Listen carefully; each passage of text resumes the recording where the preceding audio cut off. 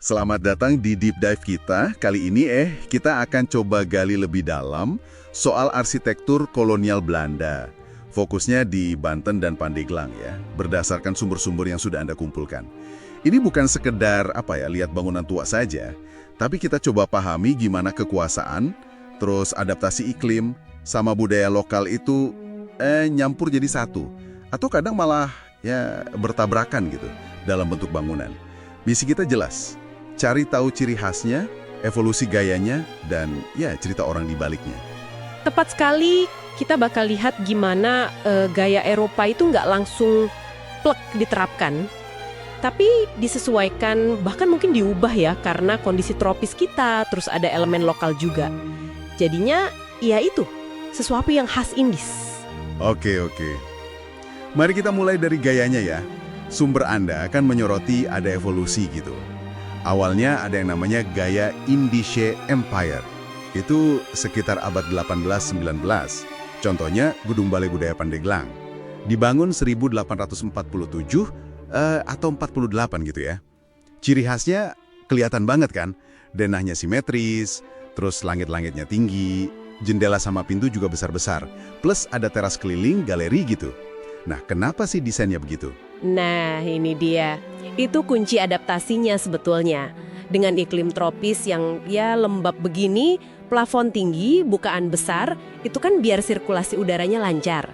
Jadi lebih sejuk di dalam. Atapnya juga biasanya curam, sering model limasan. Fungsinya jelas buat ngalirin hujan deras sama ngurangin panas matahari langsung. Tapi yang menarik, ini bukan cuma niru Eropa mentah-mentah loh. Di catatan Anda disebut ada semacam hibridisasi, perpaduan. Misalnya pakai elemen lokal, kayak atap tumpang. Dulu Balai Budaya konon atapnya begitu awalnya. Atau pakai ornamen-ornamen lokal. Nah, ini yang bikin jadi gaya Indis yang unik itu. Campuran budaya, bukan impor begitu saja. Oh, jadi gaya Indis Empire ini bukan cuma soal tampilan ya, tapi ada fungsi adaptasi yang kuat banget. Sekaligus mungkin semacam penegasan kekuasaan juga. Kami di sini dan kami bisa beradaptasi gitu ya. Ya, bisa jadi interpretasinya ke sana. Adaptasi itu sendiri bagian dari strategi bertahan dan berkuasa di lingkungan baru. Lalu ada pergeseran kan ya. Setelah 1915-an muncul gaya kolonial modern. Contohnya mungkin kayak XRSUD Pandeglang atau Water Torrent yang dari tahun 1931-an itu. Apa tuh bedanya? Kalau dilihat-lihat, adaptasi iklimnya kayaknya masih jadi perhatian utama. Atapnya lebar, tritisannya itu, bukaan juga masih banyak. Tapi kesannya memang lebih simple, lebih fungsional mungkin. Kadang ada sentuhan gaya Eropa yang lagi ngetren waktu itu, kayak Art Deco. Itu jelas banget di Bendung Pamarayan, yang rancangkan Simon Snoof, arsitek BOW, Burgerlige Openbarewerken. Material baru kayak beton juga mulai dipakai. Jadi intinya, fungsi dan adaptasi iklim terus mendorong perubahan gayanya ya. Betul, fungsi adaptasi iklim itu kayak benang merahnya gitu, selalu ada. Nah, bicara soal fungsi bangunan, ini juga menarik, karena fungsi sangat membentuk desain. Contoh paling jelas, Benteng Spelwijk di Banten. Itu kan dari abad ke-17. Arsitekturnya murni strategi militer. Tembok tebal, ada bastion di sudut-sudutnya, parit keliling. Tujuannya jelas banget, pertahanan, kontrol. Iya. Beda banget sama bangunan-bangunan di Pandeglang yang Anda rangkum itu ya. Di sana fungsinya lebih sipil, lebih beragam.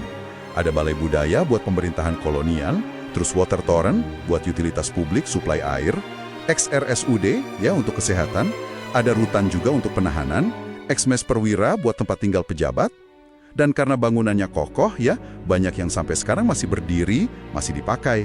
Walaupun fungsinya udah ganti, Balai Budaya jadi museum, XRSUD jadi perpustakaan daerah. Iya, betul. Dan itu membawa kita ke isu lain, pelestarian. Gimana caranya menjaga nilai sejarah bangunan ini saat fungsinya diubah untuk kebutuhan modern. Salah satu sumber Anda kan menyebut soal rutan Pandeglang itu. Ada modifikasi yang cukup signifikan, kadang tanpa memperhatikan kaidah pelestarian cagar budaya. Ada dilema di situ. Benar. Tantangan antara kebutuhan masa kini dan menjaga keaslian sejarah. Tapi ada satu sisi lagi nih yang nggak bisa kita abaikan, yang juga sangat jelas di sumber-sumber Anda. Siapa yang membangun ini semua? Isu soal kerja rodi, kerja paksa, itu kuat banget. Kal, kondisinya seperti yang tercatat seringkali sangat buruk, brutal. Upah minim atau bahkan nggak ada karena dikorupsi. Kelaparan, penyakit kayak malaria. Ada cerita tragis soal pekerja dari Banten yang dikirim ke ujung kulon itu kan. Hampir semua meninggal katanya. Angka kematian tinggi. Jadi di balik bangunan-bangunan yang kita lihat sekarang, yang mungkin tampak kokoh, bersejarah, itu ada penderitaan besar ya. Meskipun sumber Anda juga mencatat ada pengecualian. Kayak Benteng Spillwike itu, katanya dibangun pakai tenaga orang Tionghoa. Upahnya rendah juga sih, tapi bukan kerja paksa model rodi seperti pribumi. Iya, itu detail penting. Tapi intinya tetap sama, ada eksploitasi. Makanya sering disebut sebagai warisan ganda atau dual heritage. Di satu sisi kita punya peninggalan fisik, infrastruktur yang mungkin berguna sampai sekarang. Tapi di sisi lain, itu dibangun di atas, ya, biaya kemanusiaan yang luar biasa besar. Kontradiksi sejarah yang perlu kita akui. Jadi kalau dirangkum nih, apa artinya semua ini buat Anda, buat kita semua? Arsitektur kolonial di Banten dan Pandeglang ini kayak cermin sejarah ya. Kompleks banget. Ada perpaduan gaya Eropa lokal, ada adaptasi iklim yang cerdas, ada cerminan fungsi kekuasaan kolonial. Tapi, ya itu tadi, nggak bisa dilupakan, ada bayang-bayang eksploitasi manusia di baliknya. Persis. Bangunan ini lebih dari sekedar batu bata dan semen. Mereka itu dokumen sejarah 3 dimensi. Memahaminya secara utuh, ya berarti kita harus bisa melihat keindahan arsitekturnya, kecerdasan desainnya, tapi sekaligus kita juga harus mengakui kenyataan pahit di balik proses pembangunannya itu. Nah, mungkin ini satu pemikiran terakhir ya, untuk Anda bawa pulang dan renungkan. Gimana seharusnya pengakuan penuh kita atas sejarah kelam kerja rodi ini mempengaruhi cara kita sekarang memandang, menghargai, dan melestarikan warisan bangunan kolonial ini. Sesuatu untuk dipikirkan lebih jauh ya. Terima kasih sudah menyimak Deep Dive kita kali ini.